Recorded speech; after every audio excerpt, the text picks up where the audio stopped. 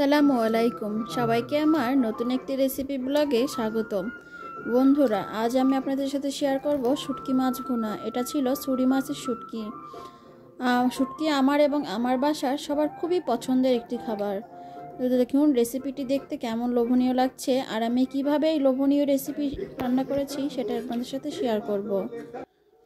তো যদিও আমি প্রথমে শুটকি মাছগুলো ভালোভাবে পরিষ্কার করে নিয়েছি, এগুলো একটু শুকনো তাওয়ায় তেলে গরম পানি দিয়ে সেদ্ধ করে ভালোভাবে ধুয়ে পরিষ্কার করে নিয়েছি। এখানে নিয়েছি অনেকটা পরিমাণে পেঁয়াজ কুচি এবং রসুনের কোয়া। আর এখানে নিয়েছি হচ্ছে গুঁড়া মশলা, মরিচের গুঁড়া, হলুদ গুঁড়া, লবণ, গরম মশলা, আদা রসুন এবং জিরা বাটা। তো প্রথমে চুলায় একটি কড়াই বসিয়েছি, দিয়েছি পরিমাণ মতো তেল। তেলে দিয়ে দিলাম ফোড়ন হিসেবে গরম মশলা,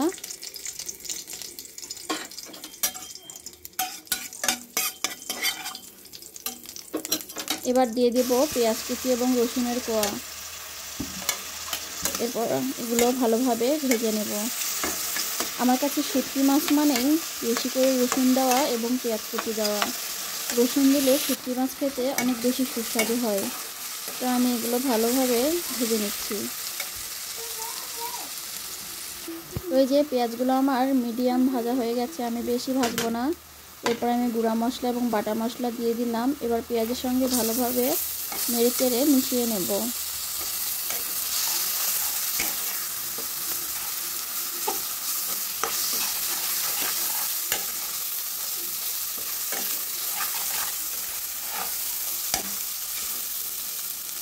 তো এই যে ভালোভাবে মিশিয়ে নেওয়া হয়ে গেছে।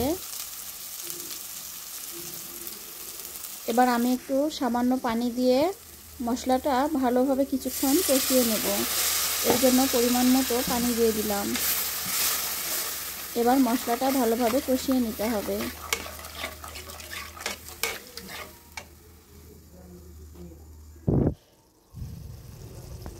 তো এই যে মশলাটা আমার মোটামুটি কষানো হয়ে গেছে, দেখতে পাচ্ছেন তেল ছেড়ে দিয়েছে মশলা থেকে। এবার আমি পরিষ্কার করে ধুয়ে রাখা শুটকি মাছগুলো দিয়ে দিলাম। এবার মশলার সঙ্গে ভালোভাবে মিশিয়ে কষিয়ে কিছুক্ষণ রান্না করব।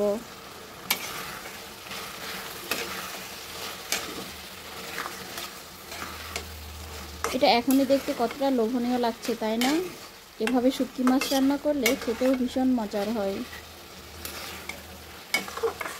আমার হাজবেন্ড তো শুটকি মাছ পেলে আর কিচ্ছুর দরকার নেই তার। তো এই যে দেখুন আমি কিছুক্ষণ কষিয়ে ভালোভাবে রান্না করে নিয়েছি। হয়তো আপনারা কালারটা দেখলেই বুঝতে পারছেন। এবার আমি দিয়ে দিলাম পরিমাণ মতো পানি।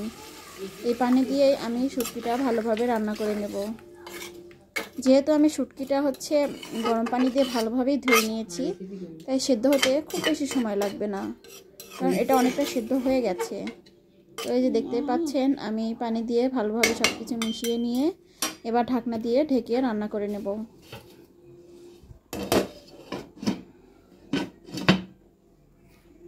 তো ফিরে আসলাম রান্নার পর। এই যে দেখুন কতটা লোভনীয় লাগছে, তাই না?